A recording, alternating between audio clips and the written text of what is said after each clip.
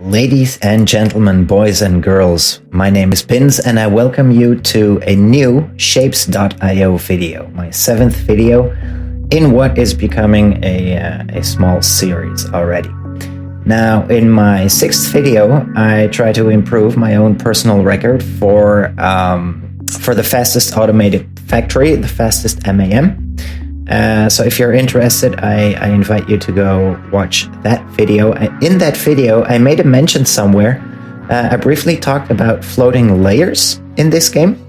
And I recall saying that I don't think it's possible to create an MAM that handles floating layers in this game.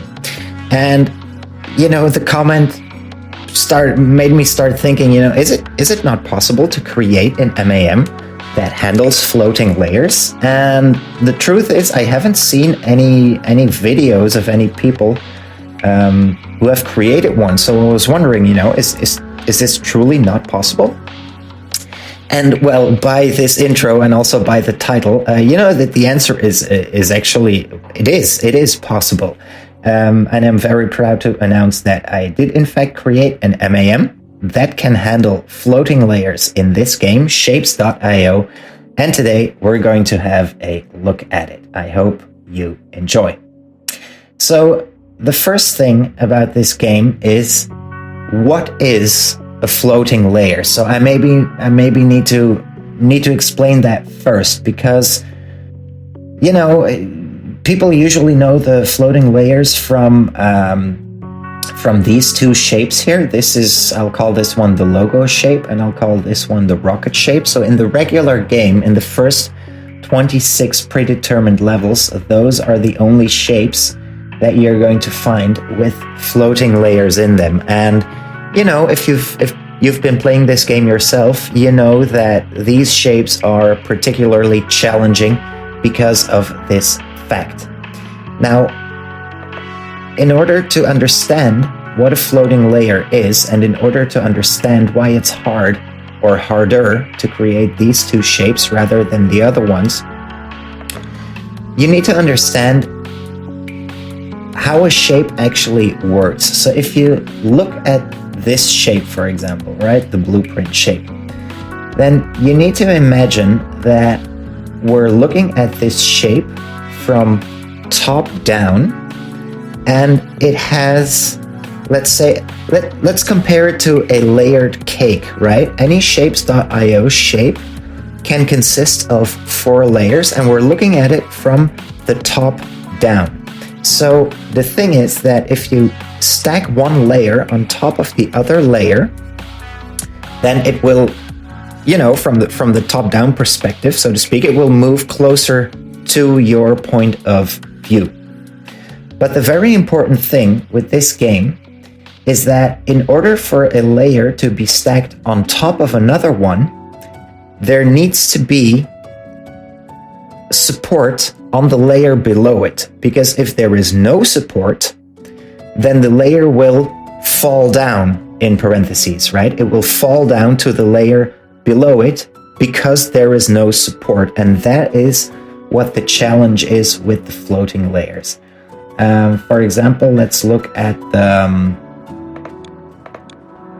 at the logo shape. So here are our 2 layers, and this little quadrant right here, this little square, it appears smaller, right? But that's just a visualization. But what you have to understand is that if you look at this shape in a 3D perspective, right? If we look at it from the side, then this is the bottom layer and this is the top layer. And actually this square and this square are, let's say, the same size, but this one is just a tier higher than this one, right? And the way the game uses to represent that is by making it smaller, right? So for new players, this might be a little bit confusing. This gray shape, you have to understand that this gray square right here isn't actually smaller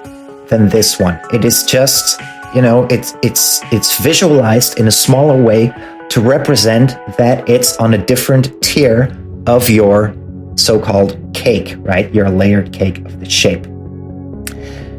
So, and now back to why this shape is challenging. You see that this top layer right here and this bottom layer, they have complementary quadrants, right?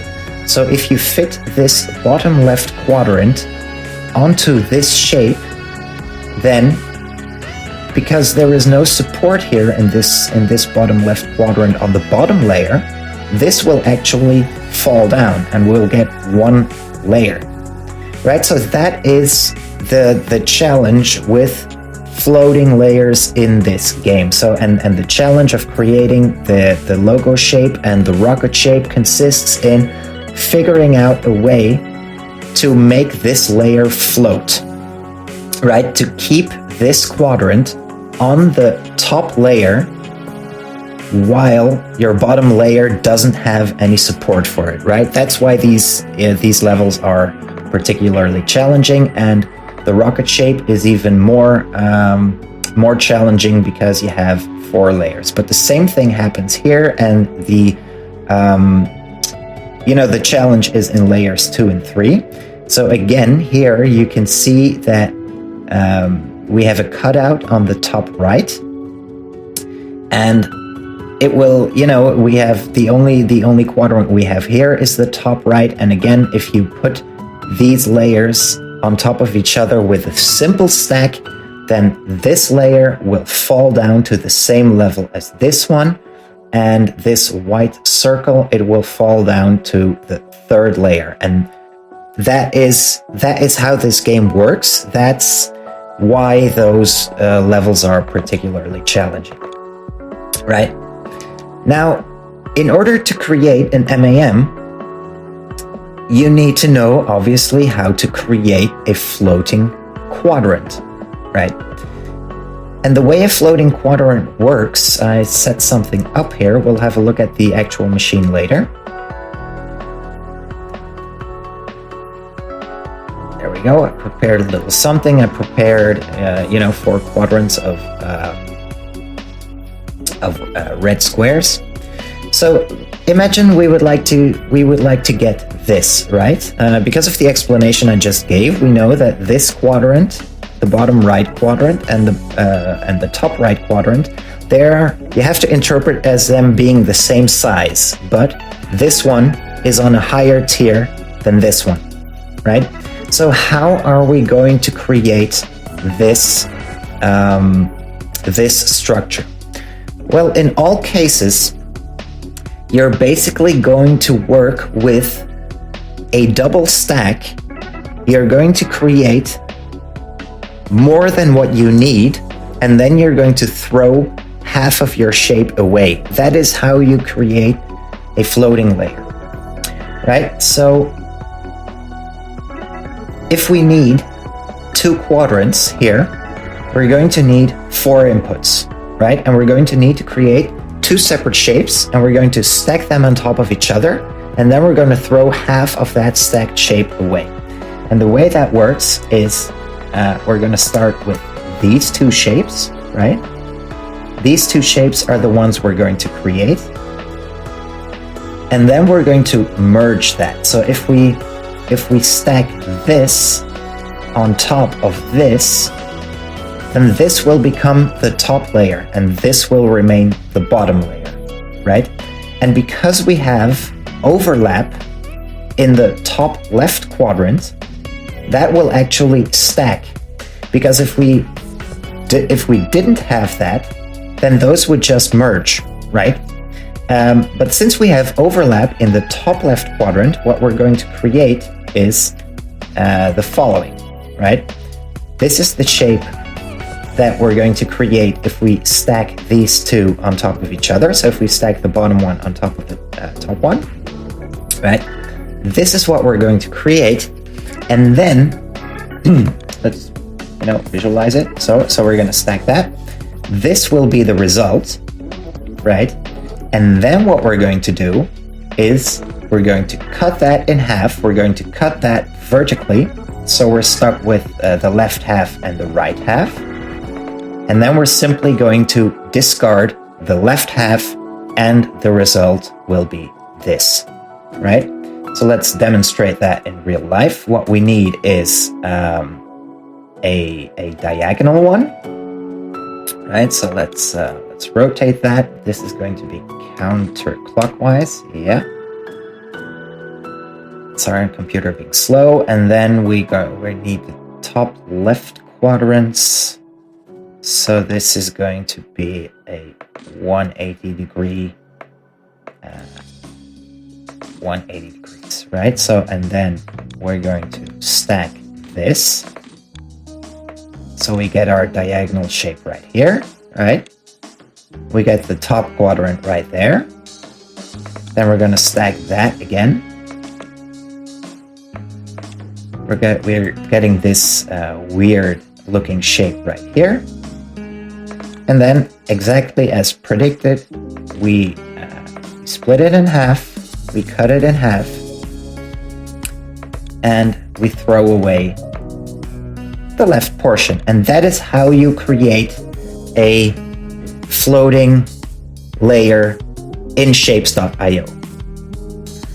Right? So the thing is, how are you going to get, so the challenge of this make anything machine is, how are you going to get this principle into a make anything machine? Because if you look at the, at the rocket shape, there is a lot more going on, because obviously you have your 4 layers, you have, we only have half of a shape right now at this moment, right? But if you look at that rocket shape, you've got your 4 layers, you have a full shape that includes one floating quadrant. Well, in this case, actually, it contains 3 floating quadrants, which is an extra challenge why the rocket shape is harder to do than the logo shape, right? So, but the thing is, usually in a normal, let's say a normal MAM, most MAMs are not able to handle floating layers. And normally you're going to have 16 inputs, because a shape can consist of 4 layers and you have 4 potential quadrants on each layer. This means you have 16 potential quadrants in total. And you're just regularly, you're going to stack these regularly. But the thing is, with the floating layers, as you can see from this little example, is we need a result that contains 2 quadrants, and we're going to need twice the amount of input, right? Because we're going to need to throw half of our shape away. We're going to actually need twice the amount of input that we're going to require our output to have. So in this case, 2 quadrants of output means 4 quadrants of input. All right, so now let's get to the actual machine. Here it is. This is my make anything machine that is capable of handling floating layers as well. Now, if you'll permit me, I'm going to have a sip of coffee. There we go. So, I discovered that in order to work with these floating layers, first of all, you're going to have to split your shape up into halves. So normally, you would have 16 inputs for your make anything machine. In this case, I'm going to need double that.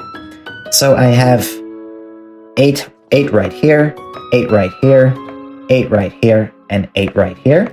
So those are 32 inputs in total for powering this make anything machine. And then the other important revelation I had was that you need to split your left and your right side of the shape, right? Or the top and the bottom. We will get to that still.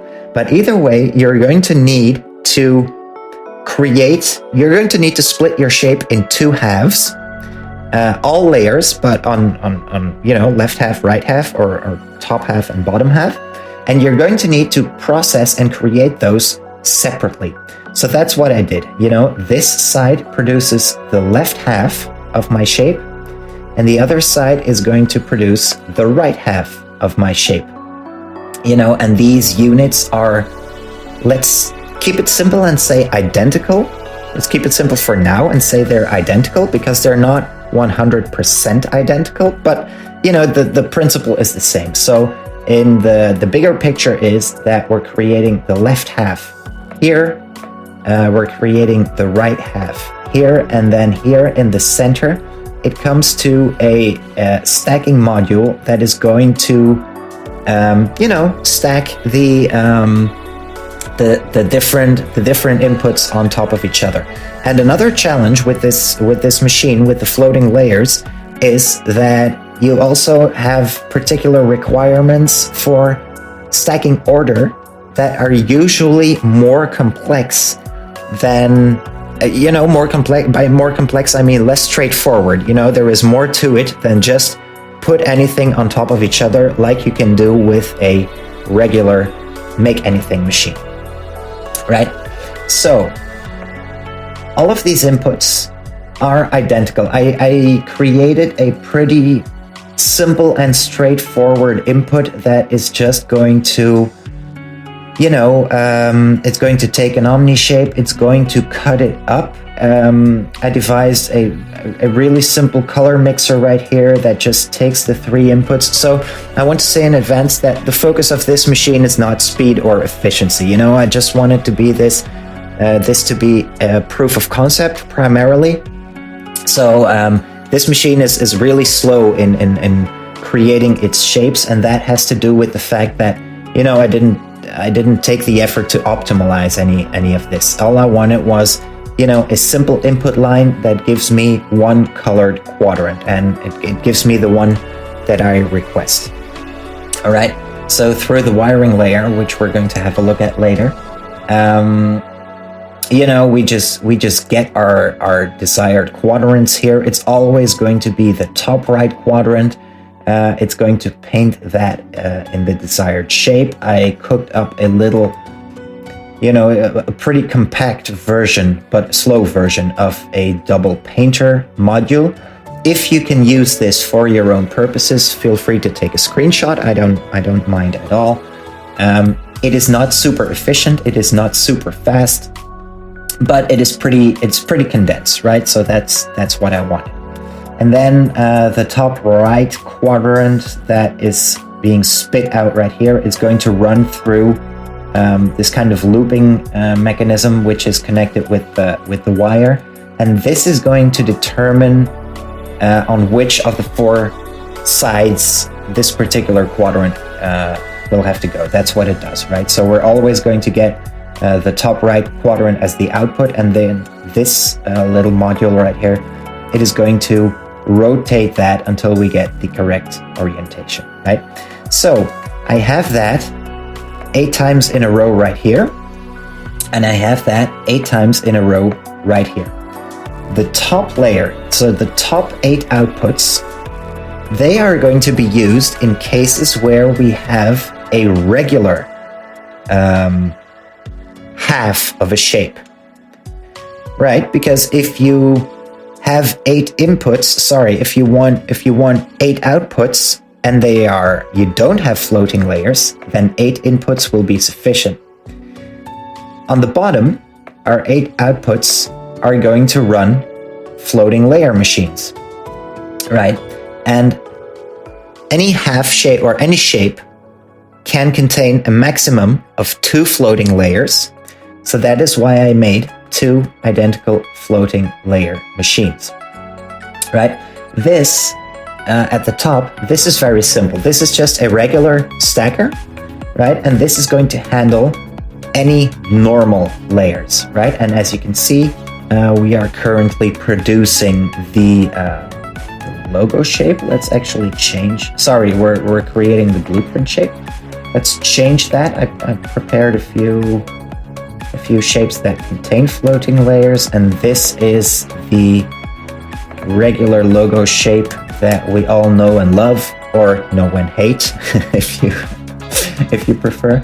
Yeah, and then I'll quickly explain my display right here. So what I did is, this is the shape we need. This is the shape that we currently have running across our belts. This is the shape that we get if we would use a normal stacker, right? And then, because I'm a bit of an idiot, because I'm a bit of a dork, I also created this red display, which shows that a regular stacker module won't work here. So we need this special MAM. If we take a shape that doesn't require special stacking, like for example the blueprint shape, then the red light is not triggered, right? Okay, so let's get back to the logo shape, and you can see that the machine has already started producing it, right? So how does it work? In this case, the left half of the shape has a floating layer, right? It has a floating quadrant. The right half of the shape doesn't. So what happens is, on the left-hand side, this bottom module is triggered, and it's going to create a floating layer, just like I explained in the beginning. On top, we're going to have, these orthogonal combinations. And on bottom, we're going to have these diagonal combinations. That is what you'll always need in order to create a floating layer, right? The part that goes on top, the floating bit, is going to need a diagonal shape, and the other one is going to need an orthogonal shape, a horizontal shape to be precise. Okay, so and then we stack these on top of each other, and the output we get is this. Sorry, it needs to be rotated first, right? This. So this is the left half of our shape, and then the right half of our shape, because it doesn't require any special stacking, it just goes through a regular run-of-the-mill stacker that I devised right here. Now again, this is not an efficient stacker, it's a pretty slow stacker. If we have a change of shape later, we're going to have, queues that we'll still need to process, and so this machine is pretty slow overall, but as I said, I didn't really care.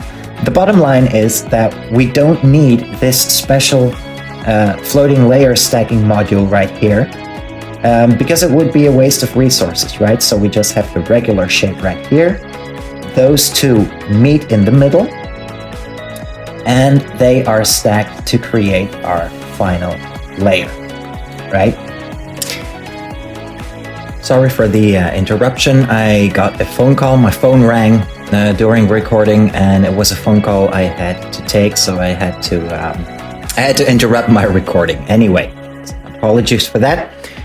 Here we are again. So we are currently creating our logo shape. I explained a bit about left half uses a floating layer, right half doesn't use a floating layer, right? So, and the sorry, keyboard wasn't working. So, blah, blah, blah, yada, yada, yada. In this case, we're going to use the regular stacker. In the other case, we're going to use the special floating layer stacker unit. Now, as you might guess, one of the challenges of this machine is setting up your wiring so that, first of all, it detects whether you have a floating layer, yes or no, and in case you do, where do you have it, where does it need to go, and which inputs need to be triggered, right? So that was a pretty big challenge for this machine. How does it work? Let's have a look at that. And the main magic happens obviously in the wiring layer. So don't look at these shenanigans right here. They're just here to power the display. What you need to look at is that this is the main signal of the shape that we need, right? It is immediately in the beginning, it is split off, right? And this path is going to run to the rightmost machine, doing the right half of the shape, and then this is going to do the left half of the shape. So let's have a look at that. Let's follow this one. They are, as the machines are near to identical, I will only explain one side, right? So the main signal is here. It runs all the way to the back. There we go.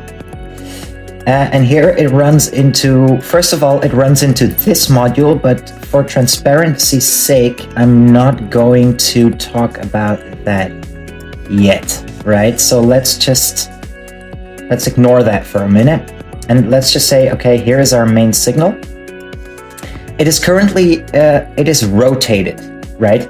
I need to rotate this because the machines were identical. But what we're going to do is, we're going to do the right side of the shape that is...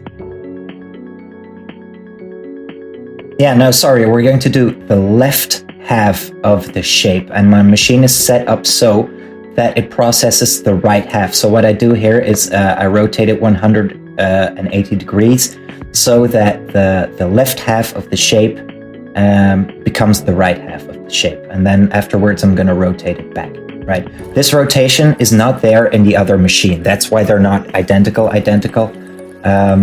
together with some other things. But, you know, forget what I said. So, in this rotated form, we are going to process the right-hand side of this shape, right? And what we're going to do is first, I am unstacking it. As a matter of fact, you know what I'll do? I'll do the rocket shape because it's a bit more complex. It has more layers, and so I have more to.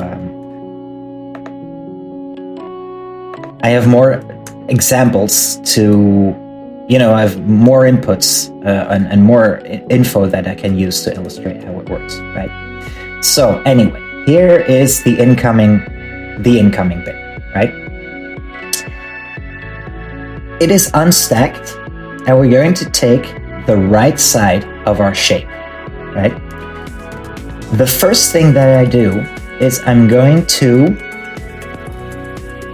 take all of the layers, take the right-hand side of all of the layers, and I'm going to immediately stack them back together. This is a smart virtual stacking unit that I've discussed this in previous videos, right? But what it essentially does is it can also stack two virtual shapes in case one of both inputs is missing.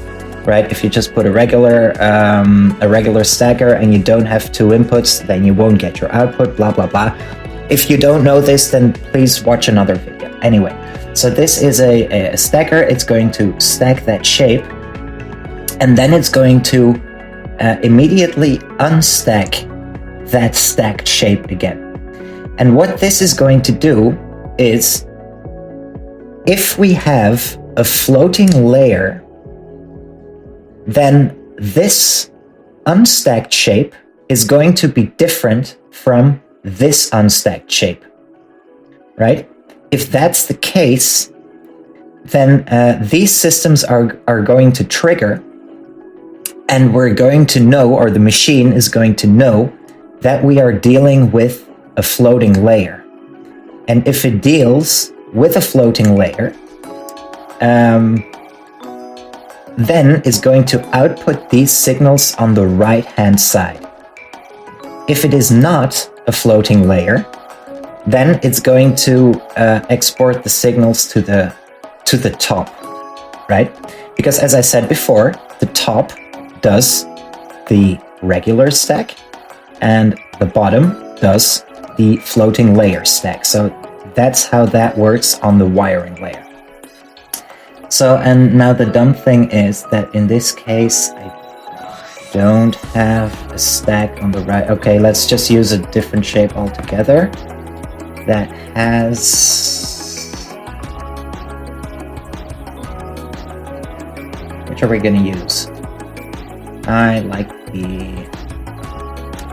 the Jester 2 shape. It's just a shape that I cooked up. It contains floating layers, right? This is what it would look like if you would just stack it regularly, and that is not what we want. All right. Okay. Sorry about that intermezzo.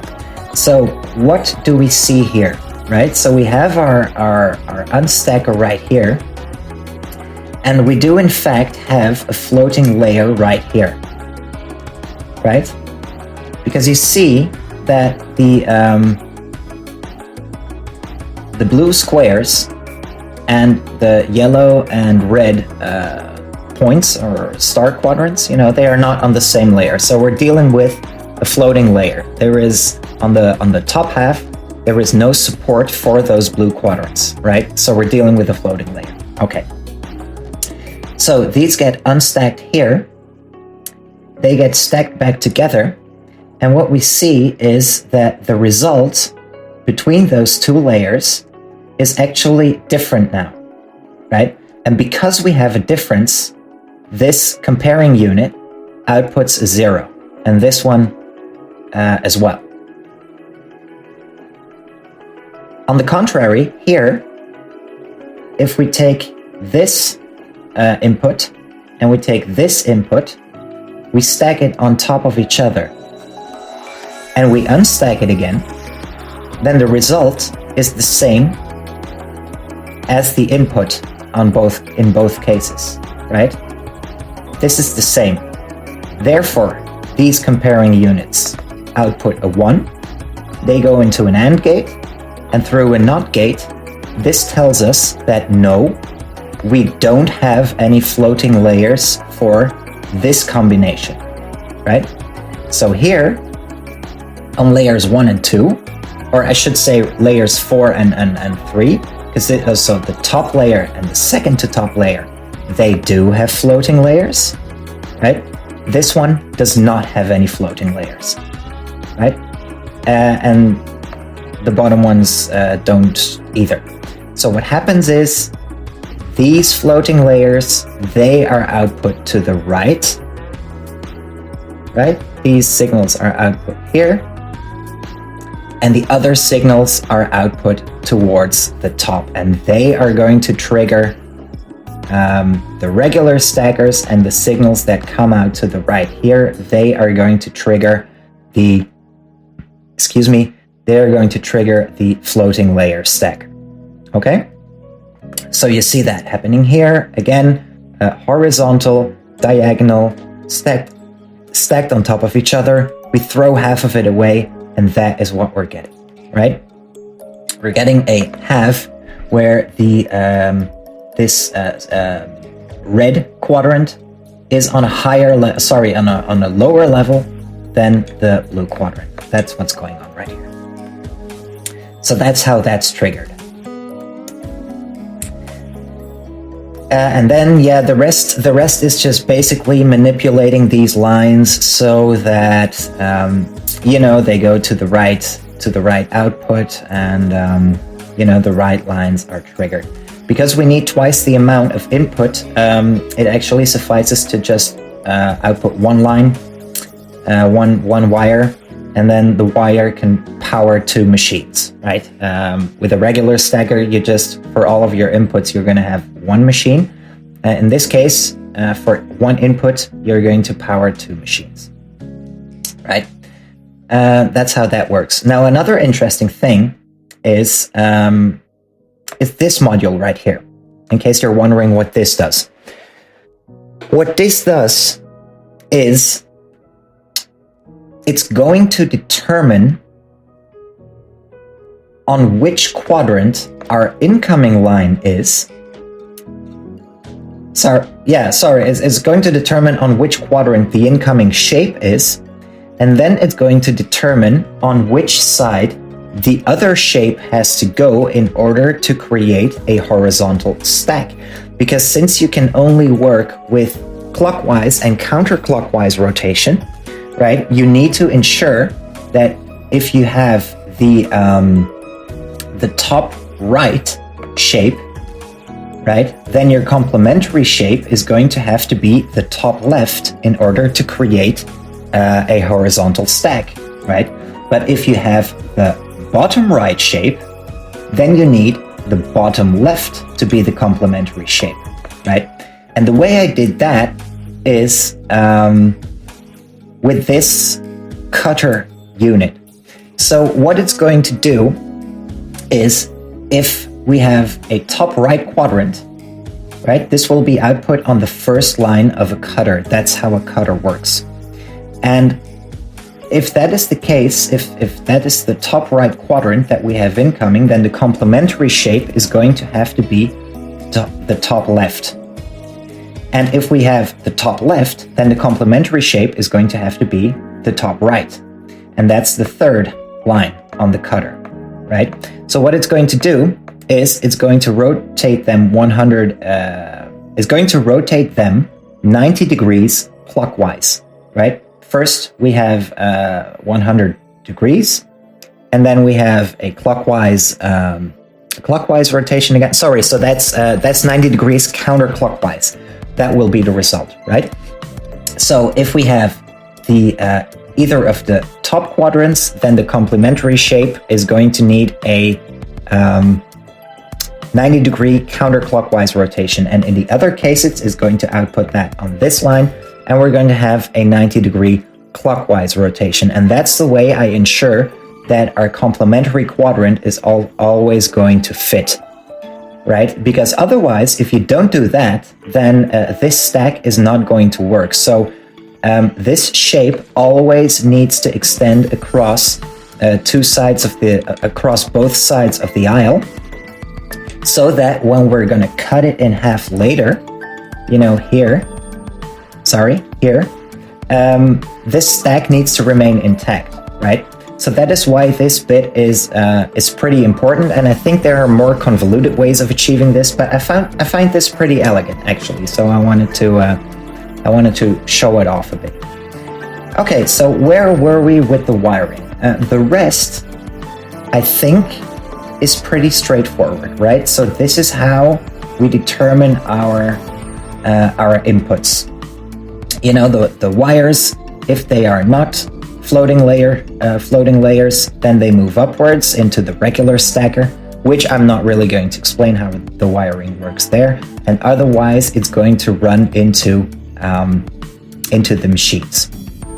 Now, another interesting thing is that since a shape has 4 layers in total, it can actually have 2 floating layers on top of each other, right? So that is why I have 2 modules of these, because a shape can actually have 2 floating layers. So let's have a look at an example of a shape I cooked up that has 2 floating layers. I think this shape that I called Twin Wing is a good example. Yeah, there we go.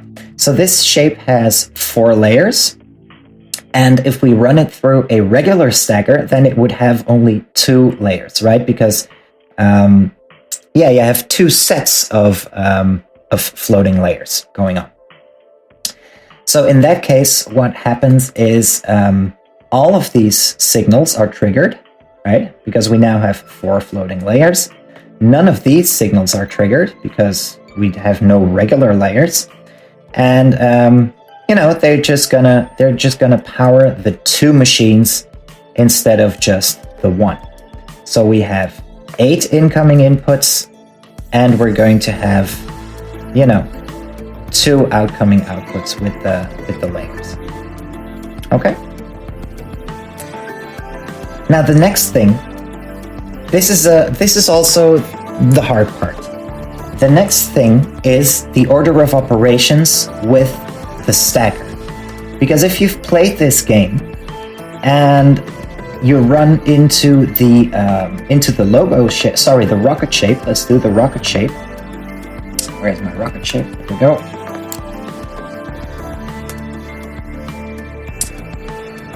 Then you're going to get stuck, likely, on the order of operations in which you're going to want to stack.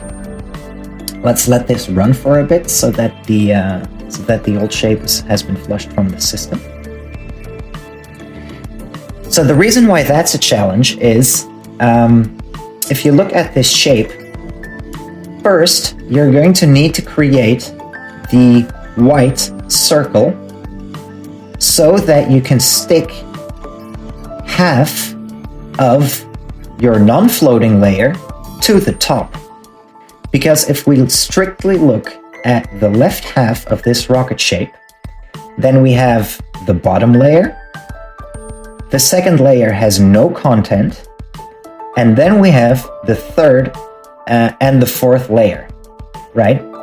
So, and if we stack the halves first, then this bit, let's look at this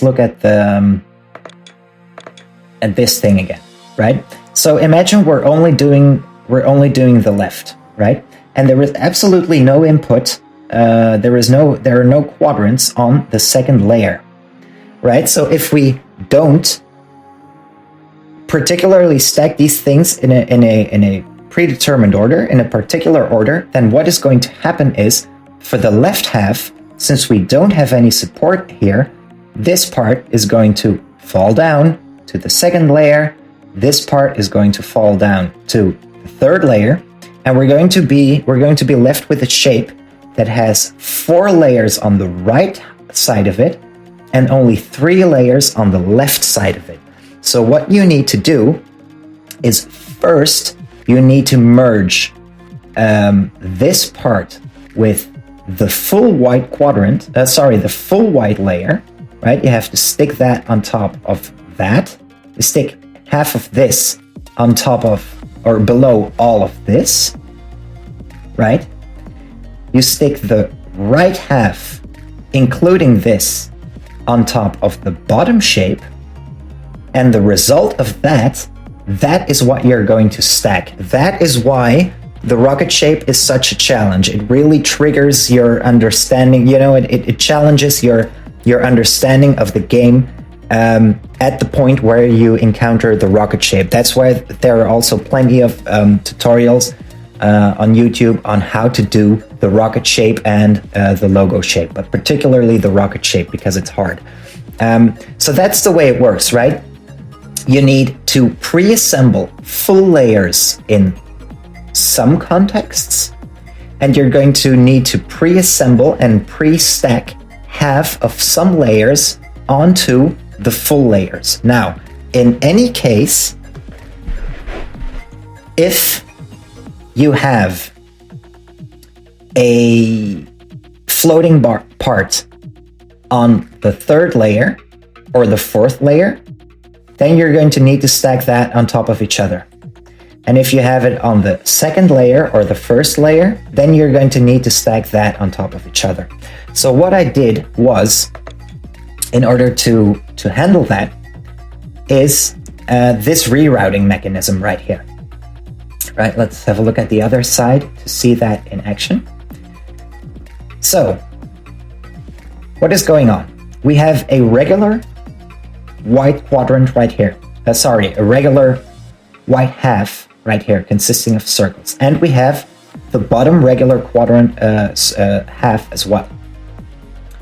The other two shapes are floating, right? So layers 2 and 3 contain a floating layer on the right-hand side of the shape, not on the left-hand side of the shape, right? So what we have here is we have layers 4, 3, not 2, but we do have 1, okay?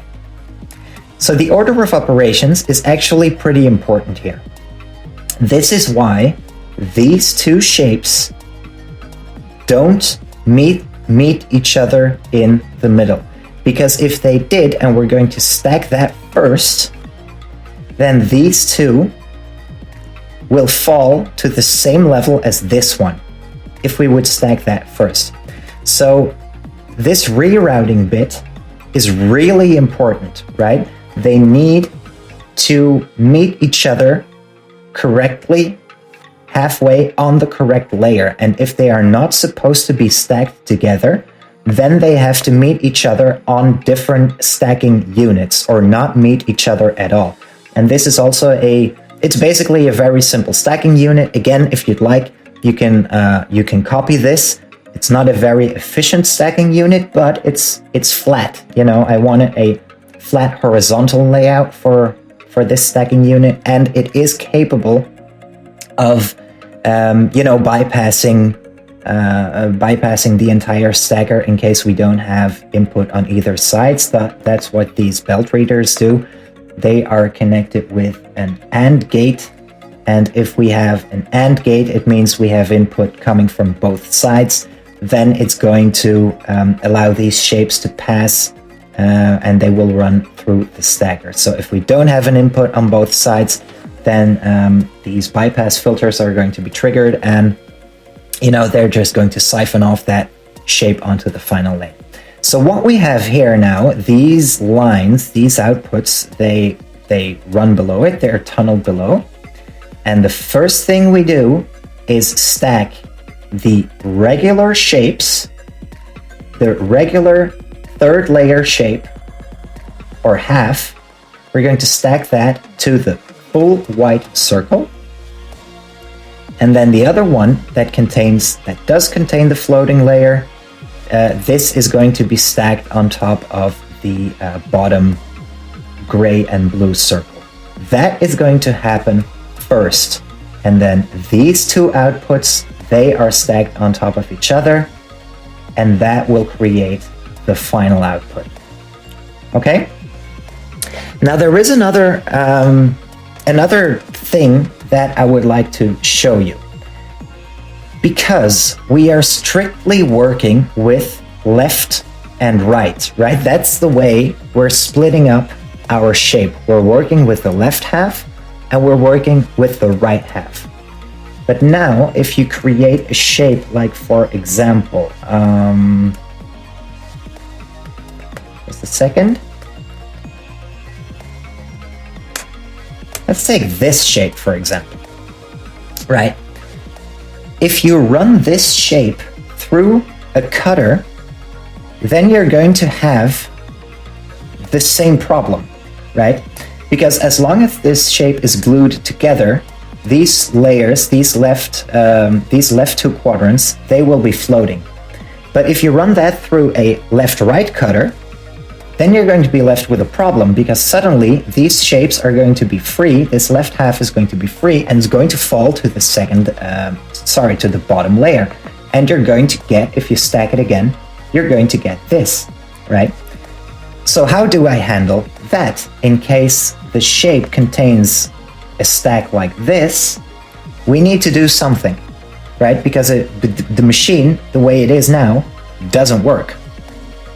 Or wouldn't work, because you see it does, but it wouldn't work with only the principles I have explained thus far. And the way that is handled is, if we have a situation going on where this is the case, then actually behind the scenes, what the machine is going to do is it's going to rotate this shape 90 degrees clockwise, so that if we cut it in half, we don't have that problem. And then at the end of the process, it's going to rotate that same shape counterclockwise again, right? That is how I solved that problem. Now, the wiring for that is a bit more complex. And that is found in these two modules at the end right here. They are going to do exactly that. So, whereas usually we work with left halves and right halves, in the other case, we're now going to work with top halves and bottom halves. So what I'm doing is, I'm running this shape right here. I'm running it into this module. And what this module is going to do, first of all, it's going to determine this thing right here. It's going to determine whether we have a shape including a floating layer, yes or no, in the first place. And the way I do that, again, is by taking the layers apart, stacking them on top of each other, and in case we do have a floating layer, then the results won't be the same, like you see here, right? Here, these two yellow parts, they have fallen to the bottom, and here they haven't. So we have a discrepancy. This comparing unit outputs a 0, and if we have a 0, that means that this transistor will put through the signal to the next step. In the next step, we're going to try to determine which of the parts is responsible for that, right? And what happens here is we get the left is the red, the right is the yellow, and we're going to stack that on top of each other again, right? And the thing is, if we unstack this virtually, then the floating layers also fall apart, right? And in cases where now our unstacked shape and our stacked shape are the same thing on both sides, this means that we're going to have a situation on our hands where we're going to want the shape to be rotated. So that is exactly what happens. If this AND gate right here receives a 1 on both sides, which means that the unstacked shape and the stacked shape are the same thing, then it's going to block the regular incoming signal, and instead it's going to allow this signal to pass, which has been rotated clockwise, right? And then our shape is going to be processed clockwise for the time being. And with this being the case, now our when we cut left and right, we're going to have the proper processing again, right? At the end of the line, right, we have a 1 signal here, and this 1 signal runs for a long time. Here it is. It runs all the way to the back of the machine. Here it is. That's our 1 signal. 1 signal, 1 signal, 1 signal. And all the way at the end of the line, what this is going to do is this 1 signal is connected to this filter right here, and it's going to run the shapes through a counterclockwise rotator. And if we receive a 0, which means that we don't need to rotate it, then this filter will take this bypass lane, and we don't get that special rotation anymore. Okay, so that was basically, I think that is basically it. So this was an extra challenge that I discovered while testing this machine, that if you work strictly with left and right stackers, or cutters, or splitters, or whatever you want to call it, then you're going to need to be prepared to handle this situation, which I decided to resolve by rotation. I don't know if there are any other mechanisms out there that do the same thing, but it seemed to me like rotating and then rotating in the opposite direction again, it seemed like the most straightforward, the most straightforward way to handle it, in my opinion. Okay, so let's look at a few shapes I cooked up, and let's see how the machine works. All right.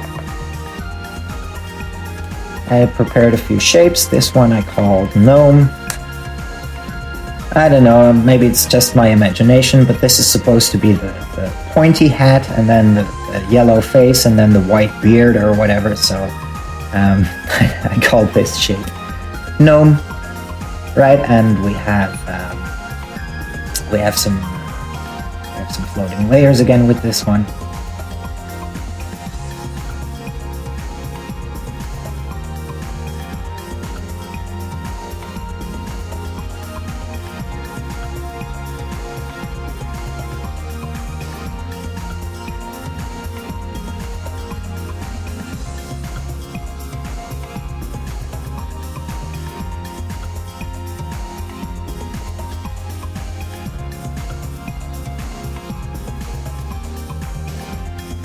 Because this machine is pretty slow, it takes some time to get up to speed.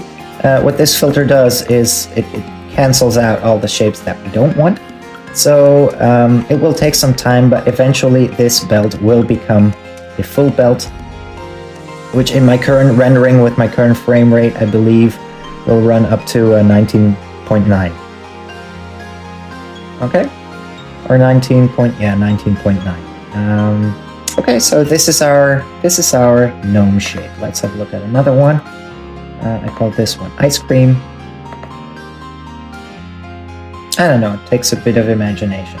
This is the cone, and then you have like a big ball of strawberry flavor, I guess, and then whatever berry flavor, or then some gray. I don't know which ice cream is gray, but you get the idea. Okay. So again, this does have 2 floating layers. This is what the shape would look like if all of the floating layers fell to the bottom.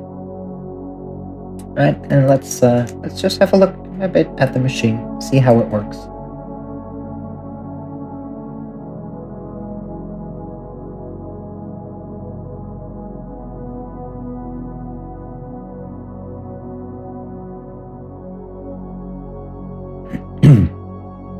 In this case, we have a simple stack. So actually, these two may meet in the middle, because if we stack them together, then we already get the desired outcome, right? So the other stackers are not needed at all, and you see this bypass lane running through the middle in both cases, and we get our final result right here. Let's have a look at another one. This is a jester shape that I like. Right, it's supposed to be, in case you're not seeing what I'm seeing, this is the pointy hat, right? Court jester hat, and then 2 cyan eyes, 2 aqua eyes, and then he is on some sort of, background, whatever. Now this is actually a bit harder, because this does in fact contain 2 floating layers. Right, so in this case, we're going to see that all of the floating layer units, they are all active, because we have, this shape contains only floating layers. It has no regular layers.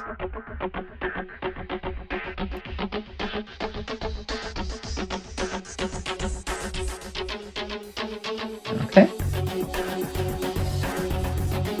So the gesture itself, let's say, with the pointy hat and the eyes, they meet on the top layer in the middle and get stacked there. And the background, let's call it the chessboard background or whatever, they meet on the bottom layer, and then those 2 layers are, those 2 stacked shapes are going to be stacked once more, and that's going to create the final output right here. Now I have I just keep this video running because I like to watch the machine running. I just enjoy looking at this machine. I hope you do too. Yeah, that's just what I'm doing at the moment. Here it is similar, except we only have one floating layer instead of 2. The other is just regular background that we can stack regularly. So those 2 meet on the 3rd and 4th layer, and then the actual stacked one, it will meet on the top layer.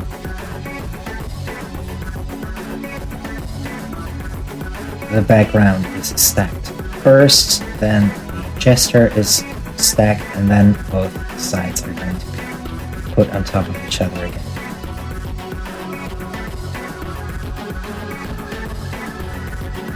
While we're at it, in case you're interested, what this filter does, as soon as it detects that we have the correct shape, it will throw out everything else.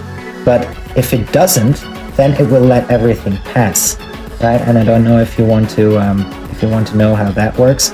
So if we have a change of shape, let's take this twin wing again that I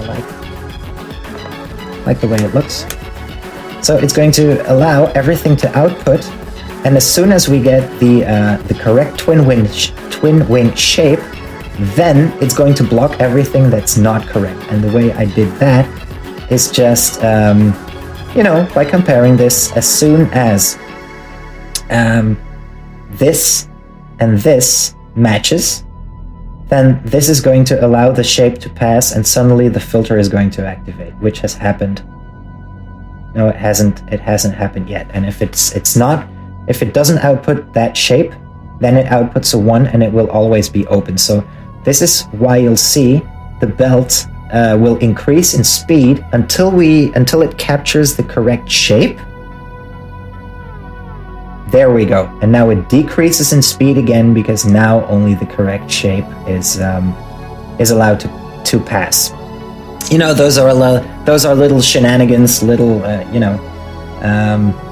little cute stuff, a bit of cute stuff that I put in because I enjoy, you know, cooking up this kind of machine. However, if you could use a mechanism in any of your machines that kind of works like this, it suddenly captures something you want and then it activates a filter, then, you know, you might use this. This is the way it works. It's a pretty basic wiring setup. All right, and that is the way it works. I think we've been through everything. I am very proud of this machine. Now, I don't know yet. It is the first MAM I've seen a video about that can handle floating layers. So I don't know if I am actually a pioneer in this, or that no one else has just bothered to upload a video, or I've just been too stupid to find it. But yeah, I would like to extend a challenge over to you. I sincerely hope I have not overlooked anything. So the challenge I want to extend to you, I would like you to challenge me, is if you know how these codes work, right? If you know how these codes work, then feel free to post a code in the YouTube comments and let me see if this machine can handle that shape, yes or no. Because maybe I overlooked something and there is some shape or some floating layer set up that this machine cannot handle or whatever. So if you would like, throw anything you want in the comments and I will try and see if my machine can handle that. Now, obviously, a very important condition is that this shape must be producible in the game through regular methods at all. Right? Because you can create signals for shapes that are not producible at all, right? There must be a way to produce this. And if you have a shape that contains a floating layer and you know how to produce it, you've produced it, then give me the code, I'll run it through my machine, and then hopefully it will be able to do that in about a minute or so. It will be able to create one full belt of that. So I hope you enjoyed this video. I hope you enjoyed watching this video as much as I did creating this machine and creating this video. I don't know yet if I will maybe optimize this machine a bit so it works faster. I guess time will tell. For now, I am very happy with the result, so I hope you had fun watching as well. Thank you very much for that. And in case I do decide to upload a new video about this game, then I hope to see you there as well. Have an excellent day, everybody. Bye-bye.